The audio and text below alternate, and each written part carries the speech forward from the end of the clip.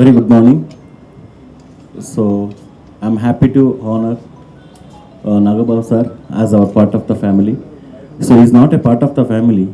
He's a wonderful person and wonderful human being. So he's always guided me in the right path. So I'm very grateful to our entire gold management team is heartily welcomes Sir Nagababu sir. So our intention is very clear. Don't sell, save your gold.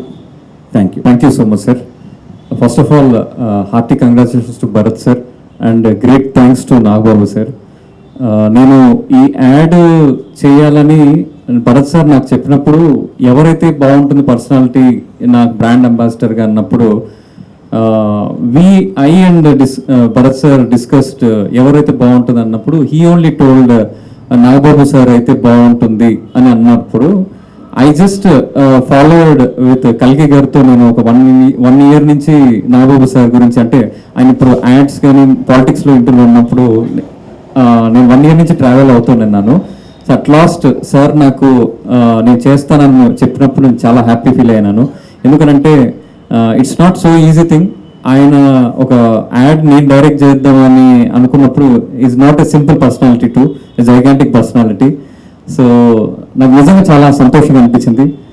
Thank you so much sir for accepting me to do this add. And ప్రతి బ్రాండ్కి ఒక కథ ఉంటుంది. ఆ కథ అది వెనక గురించి చెప్పినప్పుడు భరత్ సార్ అసలు ఇంటర్నల్ కాన్సెప్ట్ ఏంటి అని తెలుసుకున్నప్పుడు నాగబాబు సార్తో కూడా కాన్సెప్ట్ చూసిన తర్వాతనే యాక్సెప్ట్ చేశారనమాట. ఆయన అంటే వాట్ ఎగ్జాక్ట్లీ వెనక గోల్డ్ డూ అనేది తెలుసుకున్న తర్వాతనే నాట్ ఈజీగా ఏదో కమర్షియల్ యాడ్స్ కదా అందరిలాగా చేయలేదు ఆయన. ఇది ఏదో ఉపయోగపడుతుంది జనాలకి సమాజానికి అని తెలుసుకున్న తర్వాతనే he came in to this board అనమాట.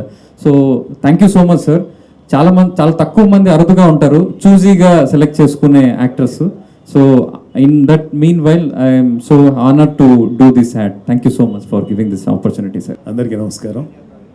నన్ను ఫస్ట్ దీపక్ అప్రోచ్ అయ్యారు 1 ఇయర్ నుంచి. బేసికల్గా దీపక్ కూడా పవన్ కళ్యాణ్ గారికి మన మెగా ఫ్యామిలీకి మంచి ఫ్యాన్. సో దీపక్తో ఫస్ట్ మాట్లాడినప్పుడు ఏమో చిన్న కుర్రోడ్లా ఉన్నాడు, ఎలా చేస్తాడు ఏంటో, సరే ఏదైనా చేద్దాంలే, ఎప్పుడన్నా నీకు ఏదన్నా అనిపించినప్పుడు చెప్పు దీపక్ అన్నాను. సరే ఈ ప్రోడక్ట్ తీసుకొచ్చారు.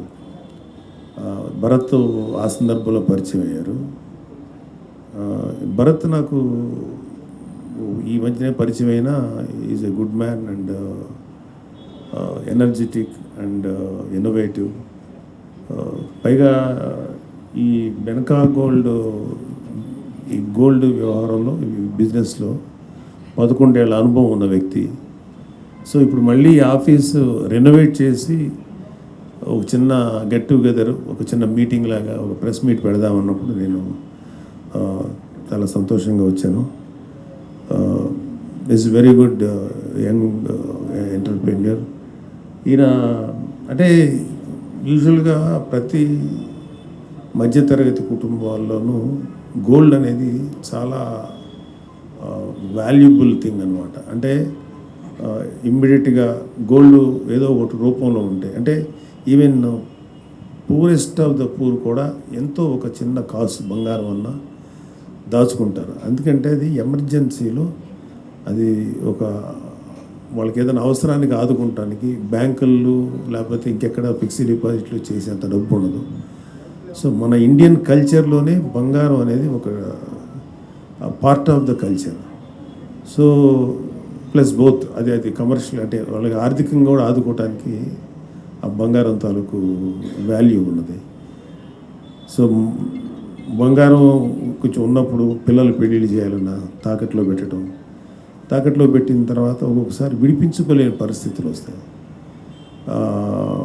అంటే తనతో మాట్లాడినప్పుడు, అంటే నేను దీనికి ఒక బ్రాండ్ అంబాసిడర్గా చేశానే తప్ప దాని డీటెయిల్ ఏది కొన్ని అయితే భరత్ చెప్పారు ఎలా చేస్తారేంటో, అది నాకు కొన్ని నచ్చినాయి. ఎందుకంటే ఒక్కొక్కసారి విడిపించుకోలేని పరిస్థితిలో, ఇప్పుడు ఒక ఎక్స్ అనే కంపెనీలో గోల్డ్ ఉంది, విడిపించుకోలేరు. వాళ్ళు ఏంటంటే కొంత టైం చూసి దాన్ని సేల్ చేసేస్తారు.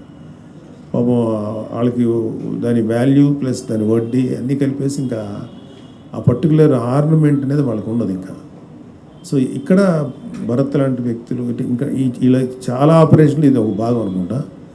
వీళ్ళు ఏంటంటే ఆ గోల్డ్ వీళ్ళు తీసుకొని ఎవరైతే గోల్డ్ ఓనర్స్ వాళ్ళకి ఇన్ఫార్మ్ చేసి యూజువల్గా ఏంటంటే ఒకేసారి కట్టలేరు కొంతమంది, దాన్ని ఇక్కడ తను ఇన్స్టాల్మెంట్ బేసిస్లో వాళ్ళకి అవకాశం ఇచ్చి ప్లస్ ఆ పర్టికులర్ డే, ఎందుకంటే ఒక 5 ఏళ్ళ క్రితం 3 ఏళ్ళ క్రితం పెట్టిన గోల్డ్ ఇవాళ వాల్యూ పెరిగింది.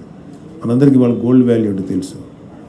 సో ఆ వాల్యూని కూడా కౌంట్ చేసి ఇన్స్టాల్మెంట్ చేసుకునే అవకాశం ఇచ్చి ఆ గోల్డ్ని తీసుకోవటం అనేది మంచి ఆలోచన, అది నాకు నచ్చింది.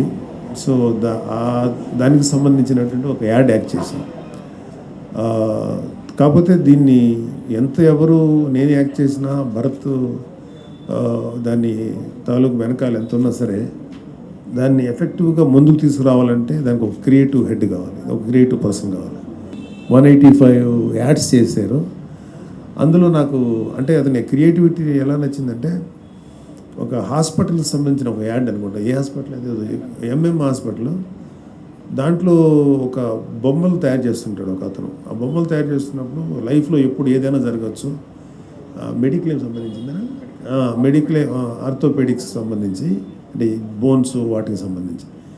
సో అది మనం ముందుగానే జాగ్రత్త పడాలి, ముందు చూపు ఉండాలని చెప్తూ ఆ బొమ్మ కాలు ఇరిగిపోతే మళ్ళీ కేవలం ఒక మట్టి బొమ్మల మీద ఒక ఆర్టిస్ట్ని పెట్టి ఇట్లాంటి టేబుల్ మీద చేశాడు. అది ఎట్లా ఉంటుందంటే అది that is one creative brains ఉంటే కానీ, ఎంతో ఆలోచన ఉంటే కానీ చేయలేవు. యాడ్ అనేది ఏంటంటే ఎంతసేపటికి చాలా పెద్ద విషయాన్ని less than a minute, less than 30 seconds చెప్పగలిగాను. అది అప్పుడే జనాల్లోకి బాగా వెళ్తుంది. సో నాకు దీపక్ ఆ యాడ్ చూసిన తర్వాత ఖచ్చితంగా డెలివరీ చేస్తాడనిపించింది. మంచి ప్రోడక్ట్, మంచి యాడ్. దీనిలో నాకు బాగా నచ్చినది ఏంటంటే వీళ్ళ గోల్డ్కి సంబంధించి బంగారం అనేది ఒక కూతురికో లేకపోతే ఎవరికైనా పెళ్ళిళ్ళకు పెట్టేది, అది నియర్ బంగారం కాదు, ఇట్స్ ఎ మెమరీ. ఆ మెమరీ ఎంత గొప్పగా ఉంటుందంటే అది ఆ పర్టికులర్ ఆర్నమెంట్ వాళ్ళ చేతికి దొరకకుండా ఈ తాకట్లో వెళ్ళిపోయి ఇంక ఎప్పటికి రానప్పుడు వాళ్ళకి ఒక పెయిన్ ఉంటుంది.